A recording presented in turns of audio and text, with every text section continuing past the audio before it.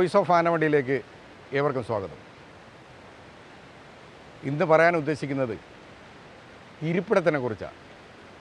എല്ലാവർക്കും ഇരിപ്പിടമാണല്ലോ വലുത്. മന്ത്രിയാണെങ്കിലും MLA ആണെങ്കിലും മേലാഫീസർമാരാണെങ്കിലും ഈടാഫീസർമാരാണെങ്കിലും ഇരിപ്പിടമാണ് വലുത്. പക്ഷേ ഗതികേട് കൊണ്ട് ഒരു നേരത്തെ അന്നത്തിന് വേണ്ടി KSRTCയിൽ ജോലിക്ക് കയറിയ പാവം ഡ്രൈവർ വിഭാഗം ജീവനക്കാരൻ്റെ ഇരിപ്പിടത്തെക്കുറിച്ച് ആരും ചിന്തിക്കാറില്ല. ഒരു വണ്ടിയുടെ ആയുസ് എത്രയാണോ അത്രയും കാലം ആ ഡ്രൈവിംഗ് സീറ്റിൽ ജീവിതം ഹോമിക്കപ്പെടേണ്ട ഒരു നികൃഷ്ട ജന്മമായി KSRTCയിലെ ഡ്രൈവർമാരെ മാറ്റി മറിച്ചു എന്നുള്ളതാണ് വാസ്തവം. KSRTCയിലെ ഫാസ്റ്റ് പാസഞ്ചർ അല്ലെങ്കിൽ ക്ലാസ് സർവീസുകൾ ഒഴികെ മറ്റെല്ലാ വാഹനത്തിൻ്റെയും സീറ്റുകൾ നിലവിൽ എയർ വെൻറ്റിലേഷൻ ഇല്ലാത്തതോ അല്ലെങ്കിൽ ഊഞ്ഞാല് പോലെ തൊട്ടിൽ പോലെ ആടുന്നതോ ഇളകി ആടുന്നതോ ആ രീതിയിലാക്കി മാറുന്നു. 5 അടി ഉള്ളവനും 6 അടി ഉള്ളവനും 7 അടി ഉള്ളവനും ഒരേ സീറ്റിൽ നിന്ന് ഡ്രൈവ് ചെയ്യേണ്ട വെൽഡ് ചെയ്ത് വെച്ചിരിക്കുകയാണ്. വെൽഡ് വെച്ച് സ്ലൈഡിങ് ഇല്ല, ഇത് അങ്ങോട്ടും ഇങ്ങോട്ടും അനക്കാൻ പറ്റില്ല. ഒരു ഡ്രൈവർ സീറ്റിൽ കയറിയിരിക്കുമ്പോൾ അയാൾ അഡ്ജസ്റ്റ് ചെയ്ത് അയാളുടെ ഹൈറ്റിനും വെയ്റ്റിനും അനുസരിച്ച് സീറ്റ് അഡ്ജസ്റ്റ് ചെയ്തെങ്കിൽ മാത്രമേ കംഫർട്ടായി ഇരിക്കാൻ പറ്റൂ.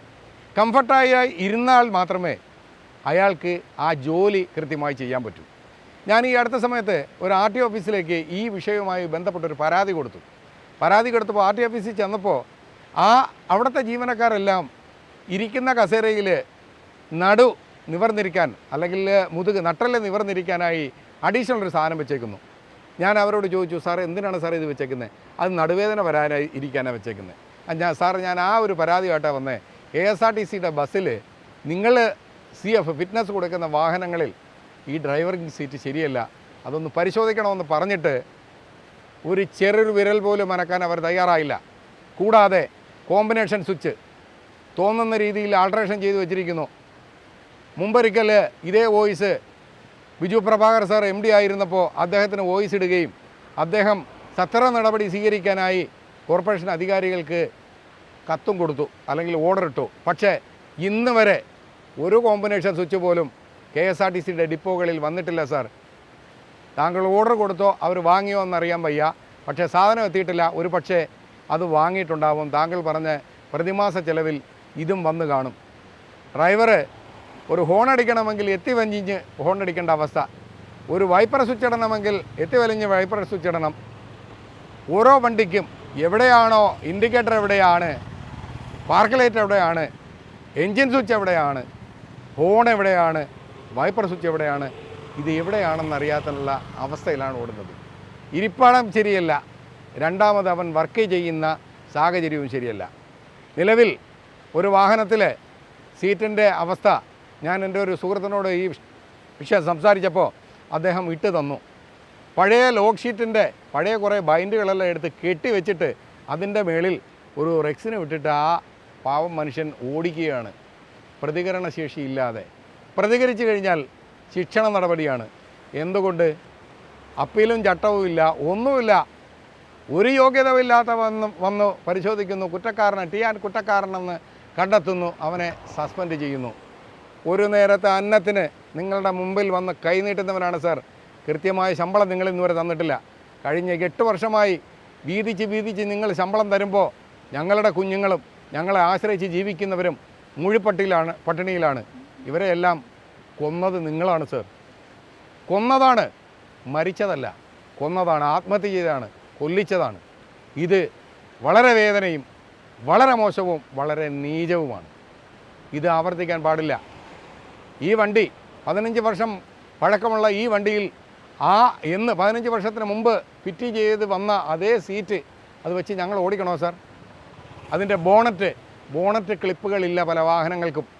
കാരണം മെക്കാനിക്ക് അവരുടെ ജോലി എളുപ്പത്തിന് വേണ്ടി ബോണറ്റ് ക്ലിപ്പുകൾ, പുതിയ വണ്ടി വരുമ്പോഴേ ബോണറ്റ് ക്ലിപ്പുകൾ ഓടിച്ച് കളയും.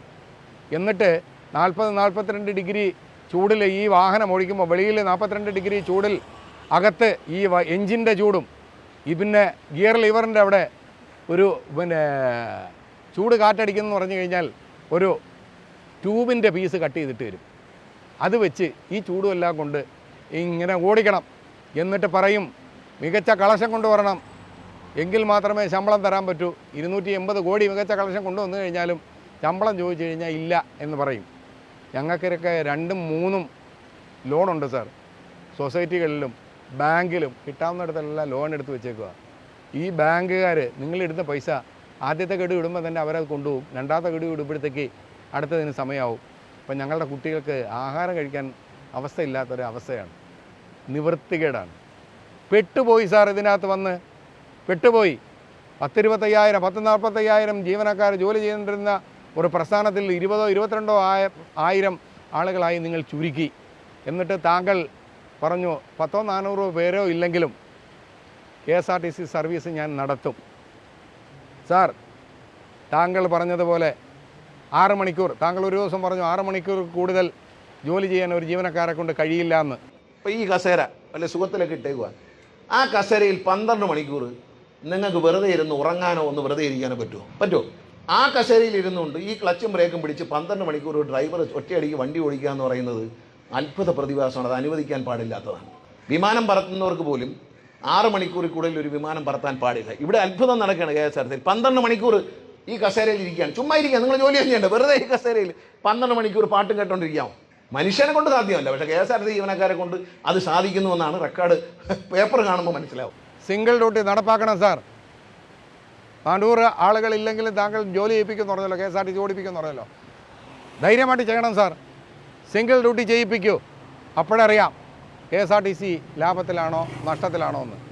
ഇത്രയും പ്രയാസങ്ങളും ദുഃഖങ്ങളും അനുഭവിച്ചിട്ടും അവനവൻ്റെ കുഞ്ഞിന് മരുന്ന് മേടിക്കാൻ നിവൃത്തിയില്ലാതെ നാട്ടുകാരൻ്റെ കുഞ്ഞിനെയും ഏറ്റി ഈ റോഡ്, കേരളത്തിലെ റോഡിലൂടെ ഓടുന്ന ജീവനക്കാരൻ്റെ ജീവനോ സ്വത്തിനോ കണ്ണീരിനോ എന്ത് വിലയാണ് സാർ നിങ്ങൾ കൊടുക്കുന്നത്?